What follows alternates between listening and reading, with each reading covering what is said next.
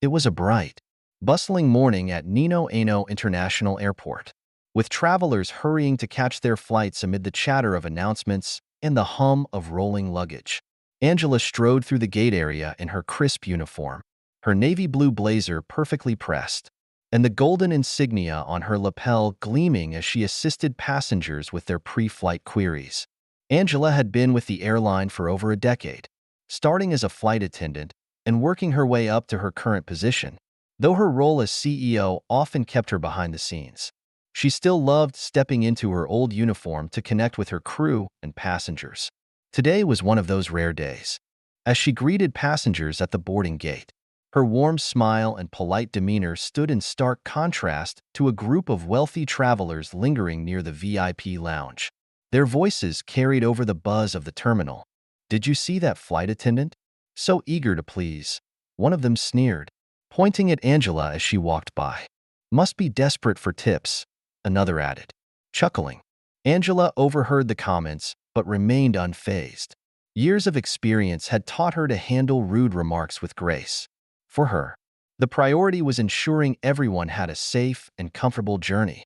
Soon, the group of passengers boarded the flight, their entitled attitudes evident as they waved off instructions from the cabin crew and demanded immediate attention. Angela, serving as the lead flight attendant for the day, kept a close eye on them, ensuring their behavior didn't disrupt the other passengers. Inside the aircraft, the group's behavior escalated. One of them snapped his fingers at a younger crew member who was serving drinks. "Hey, tell your supervisor I need more ice in my champagne," he said dismissively. Angela stepped in calmly. "Sir, is there anything I can assist you with?"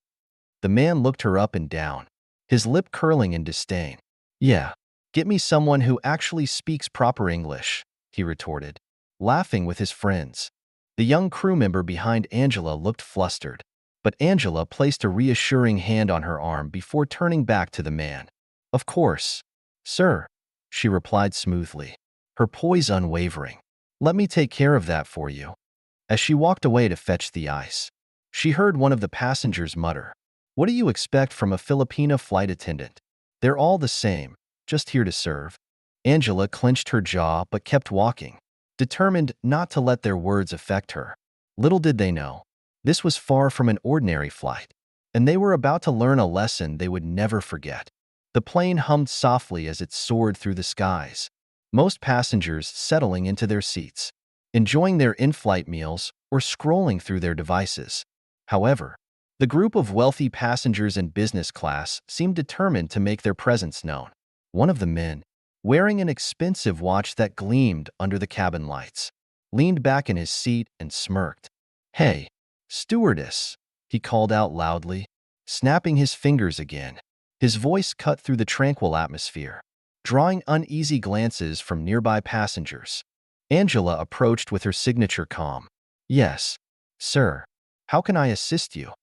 The man gestured dismissively at his meal tray. "This chicken is dry. Do you have anything better? Or is this the best you people can manage?" His tone dripped with arrogance, and the phrase "you people" hung in the air like a slap. Angela kept her expression neutral, but a flicker of annoyance crossed the face of another passenger seated nearby. "I'm sorry to hear that, sir," Angela said, her voice steady. "Let me see what I can do to improve your meal experience." Another member of the group chimed in, a woman draped in designer clothing. "And can you tell whoever designed this plane to get better seats? They're not as luxurious as I expected." "Oh, wait, do you even understand what I'm saying, dear?" Her companions erupted in laughter, as if they'd made the cleverest joke. Angela stood firm, her hands clasped neatly in front of her. "I assure you, ma'am, we take all passenger feedback seriously," Angela replied, her tone polite but unwavering. "Is there anything else you'd like assistance with?" The woman rolled her eyes. "Just don't mess up my order like last time." As Angela walked away to fulfill their requests, the murmurs of their mocking continued behind her. "Why do they even hire these people?" one of the men sneered. "Cheap labor, I guess." Unbeknownst to the group, other passengers were taking notice of their behavior. A middle-aged couple in the row behind them exchanged uncomfortable glances. while a young man across the aisle discreetly recorded the scene on his phone. Meanwhile, in the galley, Angela took a moment to collect herself. She wasn't new to rude passengers, but something about their condescension struck a chord. Still, she reminded herself of a lesson she'd learned early in her career. Composure was power. "Are you okay, ma'am?" one of the junior attendants asked hesitantly. Angela smiled reassuringly. "I'm fine. Let's focus on making sure all passengers are cared for." Her calm demeanor didn't waver, but deep down, she knew the group's arrogance would soon lead them to an important lesson, one that fate seemed to have perfectly orchestrated.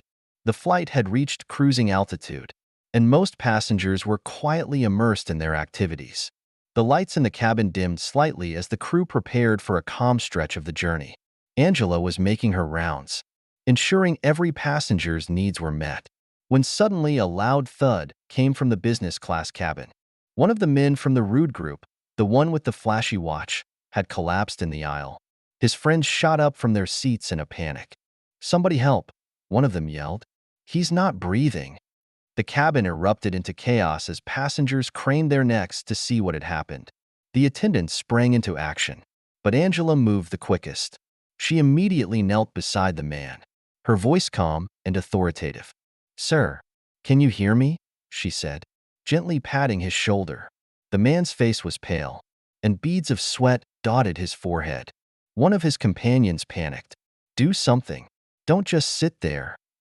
Angela ignored the outburst and quickly assessed the situation. She checked his pulse and noted his shallow breathing. Years of training had prepared her for this moment. Call for medical assistance on board and retrieve the first aid kit. Angela instructed one of her junior attendants. Then she turned to the group. "Is he on any medication? Does he have any medical conditions we should know about?" The group exchanged frantic looks, their earlier arrogance now replaced with fear. I don't know," one stammered. "He's never mentioned anything like this." The tension in the cabin grew thick as Angela worked swiftly. Passengers looked on, whispering among themselves, some shocked at how calm she remained despite the chaos. Moments later, an oxygen mask was secured over the man's face, and Angela carefully adjusted the flow. Another attendant arrived with the first aid kit, but Angela already seemed to have the situation under control. "We need to keep him stable until we can determine his condition," she said. Suddenly, a passenger from economy class stepped forward. "I'm a doctor. Can I assist?"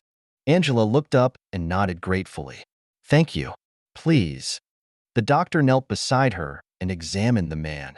After a few moments, he looked at Angela, visibly impressed. "You've done everything right so far. He's lucky to have someone so well trained on board." The words carried a weight that wasn't lost on the group.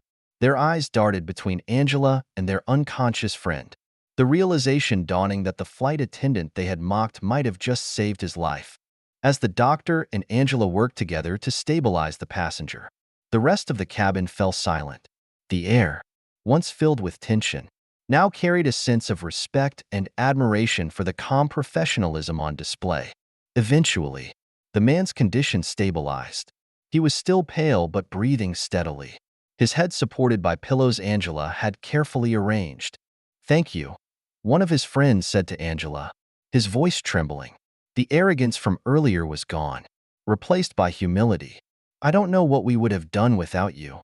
Angela gave a small nod, her expression soft but composed. "It's my responsibility to ensure the safety of every passenger." As she stood and adjusted her uniform, Angela caught the eye of another passenger who had witnessed the entire scene. The man gave her a subtle thumbs up, and she responded with a faint smile. Little did the passengers know, the day's surprises weren't over yet.